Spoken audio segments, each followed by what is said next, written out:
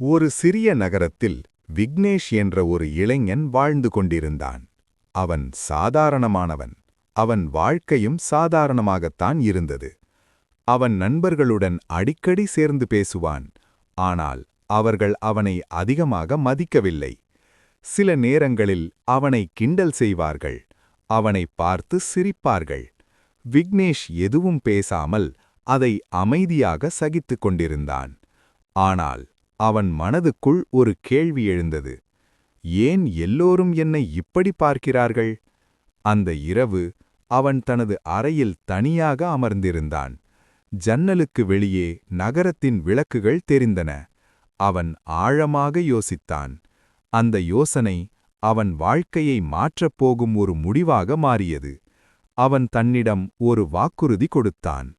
நான் என்னை மாற்றிக் காட்டுவேன்.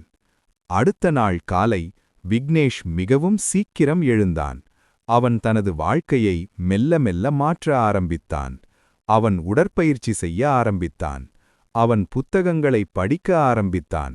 அவன் புதிய விஷயங்களை கற்றுக்கொண்டான். நாட்கள் சென்றன, மாதங்கள் கடந்தன. விக்னேஷ் மெதுவாக ஒரு புதிய மனிதராக மாறிக்கொண்டிருந்தான். அவன் தன்னம்பிக்கை அதிகரித்தது. அவன் பேசாமல் அவன் செயல்களால் பதில் கொடுக்க ஆரம்பித்தான். ஒரு நாள் அதே நண்பர்கள் விக்னேஷை மீண்டும் பார்த்தார்கள். ஆனால் இந்த முறை அவர்கள் முன்பு பார்த்த அந்த மனிதன் இல்லை. அவன் முகத்தில் ஒரு நம்பிக்கை இருந்தது. அவன் நடையில் ஒரு தன்னம்பிக்கை இருந்தது. அவர்கள் அவனை பார்த்து ஆச்சரியப்பட்டார்கள். விக்னேஷ் அவர்களை பார்த்தான். ஆனால் இந்த முறை அவன் எதுவும் சொல்லவில்லை. அவன் அமைதியாக அவர்களை கடந்து சென்றான். ஏனெனில் சில நேரங்களில் பேச்சு தேவையில்லை. உங்கள் வெற்றி அனைத்திற்கும் பதில் சொல்லும். நீங்கள் அமைதியாக உழைத்தால் ஒரு நாள் உலகமே உங்களை கவனிக்கும். நினைவில் வைத்துக் கொள்ளுங்கள், உங்களை யாரும் மதிக்கவில்லை என்றால் அது உங்கள் முடிவு அல்ல, அது உங்கள் ஆரம்பம்தான். உங்கள் வாழ்க்கையை நீங்களே மாற்ற முடியும். ஒரு நாள் நீங்கள் உயர்ந்து நிற்கும்போது உங்களை கிண்டல் செய்தவர்கள் கூட உங்களை பார்த்து வியப்பார்கள். அதனால் மற்றவர்கள் என்ன சொல்கிறார்கள் என்று கவலைப்படாதீர்கள். உங்கள் பாதையை நீங்களே உருவாக்குங்கள். ஏனெனில் உங்கள் வாழ்க்கையின் உண்மையான ஹீரோ நீங்கள்தான் நண்பர்களே.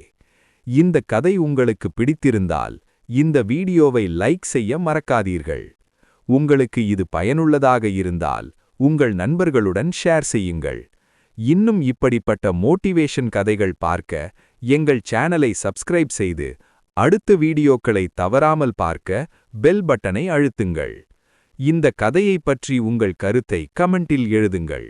நன்றி நண்பர்களே. அடுத்த வீடியோவில் சந்திப்போம்.